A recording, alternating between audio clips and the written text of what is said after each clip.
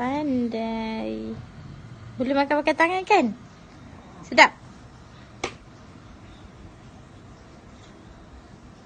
Tak tercekik pun kan? Tak tercekik kan? Tak tercekik kan? Tengok, Emma tengok. Tengok. Dia akan makan, dia akan cair. Okey, dia bentuk macam ni. Boleh pegang. Baby 8 bulan pun boleh. Ada strawberry dan juga banana. Okey, tapi bukan dalam ni tau. Dia ada satu kotak. Dalam tu ada 3 pack. Banyak macam ni. Ada banyak lagi lah. Maksud ni darab dengan 3. Ada 3. Okey, so yang ni adalah perisa banana. Dia ada 2, banana dan juga strawberry. Tengok Pak Ayah makan. Memang tak tercekik pun. Sebab dia akan cair dalam mulut. Ni Mama rasa dah dah 5 biji dah ni.